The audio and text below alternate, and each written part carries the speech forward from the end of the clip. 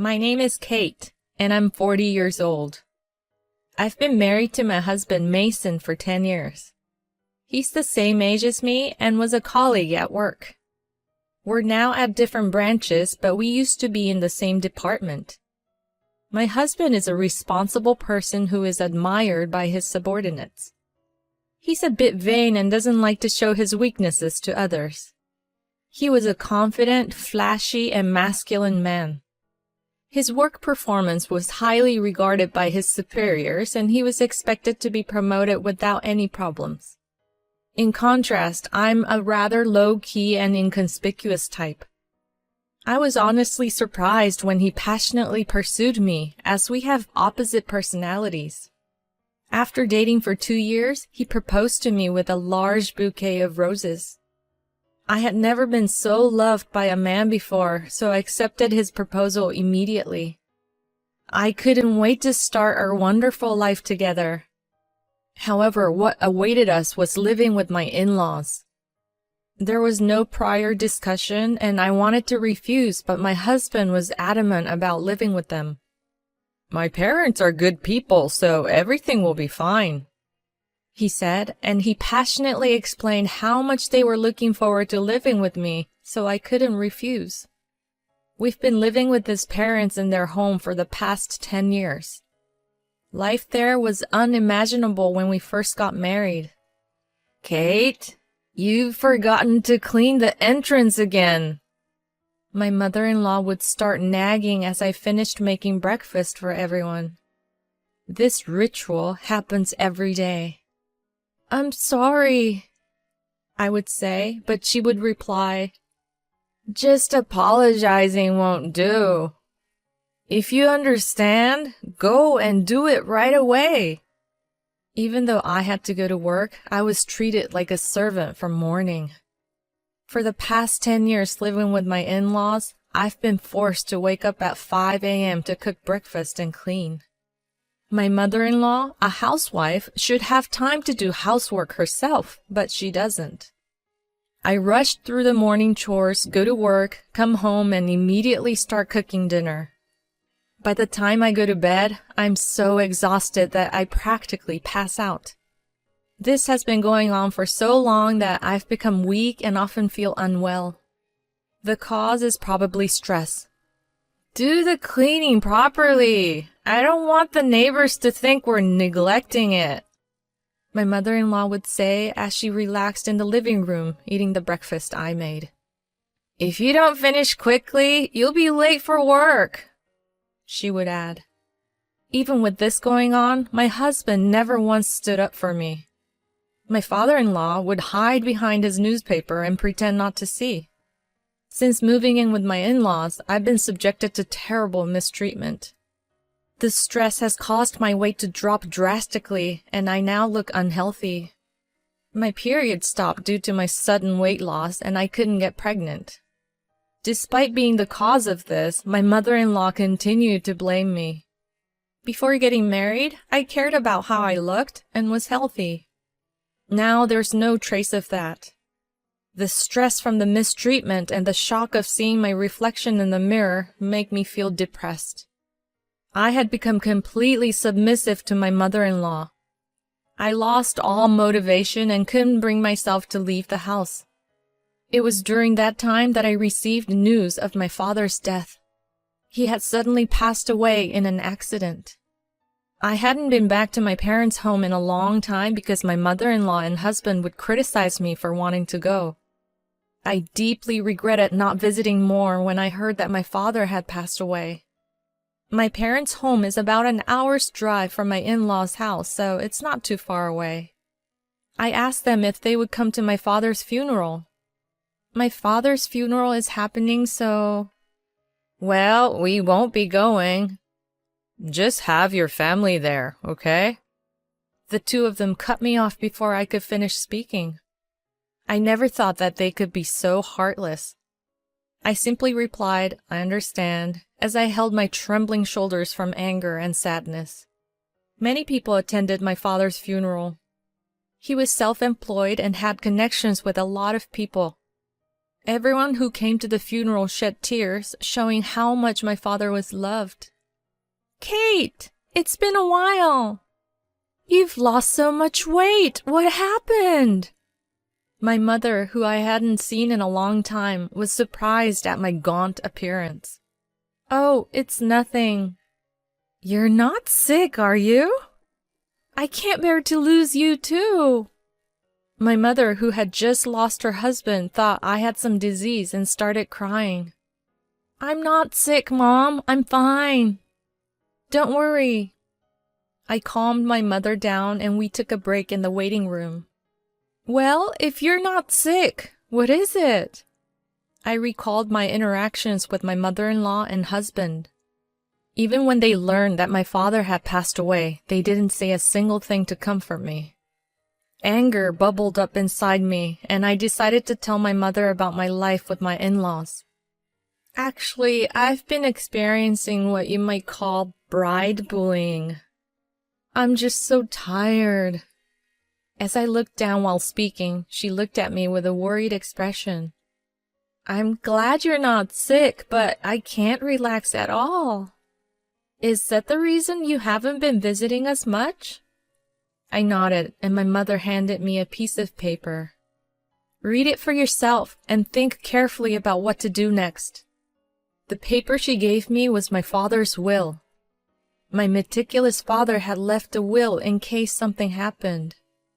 It included information about inheritance as well. I get a $790,000 inheritance. That's what it says. You can decide how to use it. I was shocked by the large amount. At the same time, I had hope that I could end the living situation with my in-laws. With this, I can build a house and leave my in-laws' home right away. My life seemed to be getting better thanks to the inheritance my father left me. I went home to my in-laws' house and did housework as usual. On days when I have plans, the house gets messier than usual. It can't be helped since there's no one to clean. As I silently did housework, I thought about the $790K I had inherited from my father. I had resentment towards my mother-in-law, but I still wanted to be with my husband. I decided to be honest about the large inheritance and proposed that we leave my in-laws' house. I have something to talk about. I began speaking with my husband after my in-laws had gone to bed and we were alone. Yeah, so it's about my dad. It turns out I'm going to inherit his estate. Oh, really? How much? Well, it's $790K. When I told him the amount, my husband looked dumbfounded as if he couldn't believe the figure. What? Are you serious? Yes, $790,000. When he understood what I had said, he was delighted and said, Wow, he left that much for you? That's so generous. So, about what to do with the money? Since he was in a good mood, I decided to get to the main point. But before I could speak, he said something outrageous. We need to transfer that money to my mom's bank account right away. I didn't understand what he was saying. It was so absurd that I thought he was joking. Wait, why? I inherited it, so that's not right. As I laughed and spoke, he slammed his hand on the table. What kind of nonsense are you talking about? A wife's money belongs to her mother-in-law. He probably didn't even realize he was saying something ridiculous. Looking into his serious eyes, I felt frightened. I'm sorry. I don't quite understand what you're saying. All I wanted was to talk about building a house for the two of us. But he wouldn't let me and tried to make my inheritance into his mother's property. That night, I was so shocked that I couldn't sleep. The next morning, as I was preparing breakfast, my husband and mother-in-law approached me with angry expressions. So, Kate, I heard that you inherited $790,000, but said you wouldn't give it to me. What are you thinking? She had already heard about the inheritance from my husband. But I'm the one who inherited it. Stop arguing and transfer it to my mom's account right now. A wife's money is the family's money, right? The two of them seemed determined to get their hands on the inheritance by force. No matter how much I resisted, I was only blamed. Thinking that resistance was futile, I fell silent, and my husband showed me a piece of paper. You're getting carried away just because you got your hands on some money. What's with the attitude? I'm the one supporting you. If you don't change your mind, it's divorce. The paper was a divorce form. I've already signed it. Take this and go back to your parents' house. If you apologize properly, I might not go through with the divorce. I received the divorce form with my husband's section completely filled out. As I stared at the divorce form, my memories came flooding back. I had never been supported in this house. I paid the same amount of living expenses as my husband, and all the housework was my responsibility. I had never been taken care of. Yet, the two of them always looked down on me. In the end, they even tried to take my father's money. If I stayed here, I might give in to the pressure from the two of them and hand over the inheritance. But this money was what my father had left for me. I thought it was rather an opportunity to be told to go back to my parents' house. Having the filled-out divorce form in hand, I now had the power to make decisions for the future. I swore in my heart that I would never give up my father's inheritance and made a certain decision. That day after work, I went back to my parents' house. I'm home. Welcome back, sweetie. I had a feeling you'd be coming home soon, my mother said with a gentle smile as she warmly welcomed me, worn out from my experiences. The table was set with her home-cooked dishes. I couldn't remember the last time I had eaten a meal made by someone else. As I took a bite of the warm meal, I was moved to tears by how good it all tasted. Did you tell Mason about the inheritance? Yes, and that's when things got complicated. I told my mother everything that my husband and mother-in-law had said. She was stunned by the shocking content. The inheritance is yours, and it's up to you to decide how to live your life from now on. As tears streamed down my face, she gently put her arm around my shoulder. After staying at my mother's house for a week, I decided to return to my in-laws' home. Well, I'm going now. Take care. I was no longer afraid to return to that house. With a refreshed mindset, I headed back to my in-laws' home. Finally back, huh? Have you reflected on your actions? My husband and mother-in-law were waiting for me with their arms crossed. Yes, I'm sorry. Please let me live in this house again.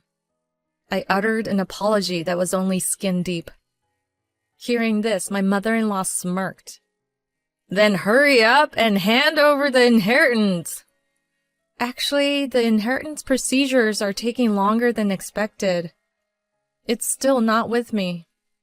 It's a complicated process, so it'll probably take another half a year or more. It takes that long? Well, that's fine. They seemed satisfied, thinking that I would obediently hand over the inheritance. But they continued to nag me about staying at my mother's house for a week. The house is a mess because you didn't do your duties as a wife. Clean it up quickly. My in-laws' home was a mess after just a week, and it was unsanitary. It was actually impressive to make it so filthy in such a short amount of time. Yes, the old me would have been devastated to see the house in this state. But now things were different. I didn't care about being bullied by my mother-in-law or being forced to do tough housework. I did the housework as ordered by her. 10 months later, it was my mother-in-law's birthday. Well, we're going now. Make sure to keep the house clean. She always went on a trip for her birthday, and of course they never took me. By the way, have you received the inheritance yet? It's supposed to arrive today. Well, isn't that perfect? That $790K is a present for my mom. Make sure to transfer it to her account before we return. There was no way the inheritance would conveniently arrive on her birthday. My husband couldn't see through my lie. I didn't respond, but simply saw them off with a smile, saying, "Take care and have a safe trip." Once they were out of sight, I began to put my plan into action. I had been waiting for this day for a long time. They would surely be surprised when they returned from their trip, but it was no longer my concern. I quickly packed my belongings and left my in-laws' house. Wow, this is amazing! I was moving my belongings into my new home. In fact, I had built a house with my father's inheritance. I'm so happy I get to live in such a beautiful house. I had decided to invite my mother and live together. I am truly happy that I don't have to be bothered by them anymore. I sank into the soft sofa and felt content. Today is a celebration of our new home with my mother. We invited a chef to our home and spent a luxurious day. The next evening, I received a phone call from my husband. Hey, what's going on? He couldn't understand what was happening since all my things were gone when they returned home.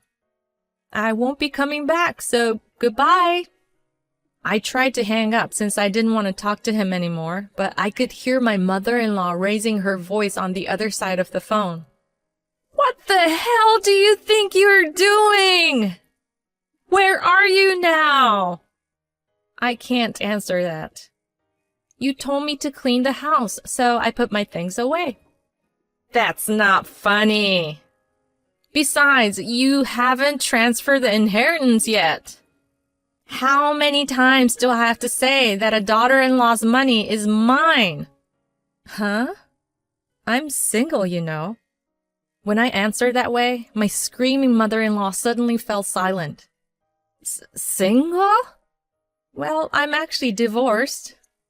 I submitted the divorce papers Mason gave me. We're strangers now. Goodbye. I said that and hung up the phone. Imagining the dumbfounded mother-in-law on the other end, I could not stop laughing. My heart felt so light now that I had nothing to do with that family. After that, my ex-husband called me many times. When I had time, I would purposely answer the phone and let the abusive words from my ex-husband and ex-mother-in-law flow. I recorded those calls from beginning to end. I decided to consult the police with those recordings. It's not uncommon for cases of harassment from an ex-husband. We'll issue a warning before it becomes dangerous.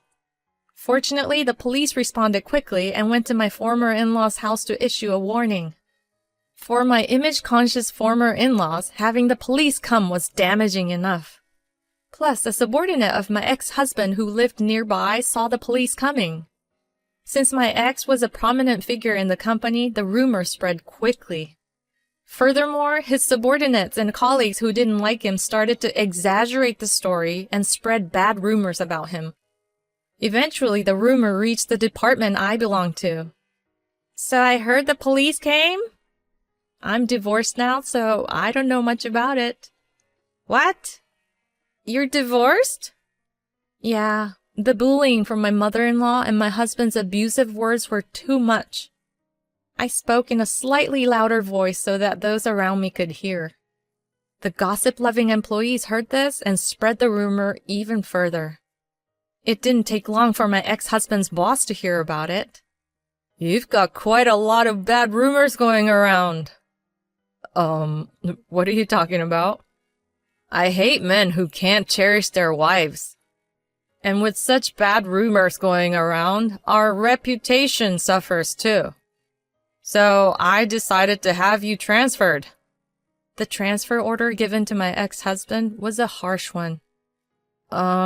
This place is... It was the branch office in the region with the worst performance. The area was called a landlocked island as there was no entertainment or anything of that sort around. You understand what being sent here means, right? Everything he had built up until now had crumbled, and there would be no chance of promotion in the future. He accepted the transfer order and moved to the countryside without being able to refuse. As for my ex-mother-in-law, she must have been shocked by her son's lowered reputation and the fact that they could no longer live together. She became a complete shut-in and eventually developed depression. It seemed she also had dementia as she frequently caused disturbances at home. My ex-father-in-law desperately took care of his deteriorated wife. Even if not related by blood, she is still an important family member. It was only natural that the ex-in-laws faced the consequences of their continuous harassment towards me. Now, my mother and I are living happily together.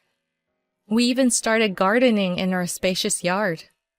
If I were still in that house, I would never have found such a wonderful hobby. Having a hobby has invigorated me. My body, which was once worn out due to stress, is now healthy. I'm very happy to have cut ties with my ex-in-law's family.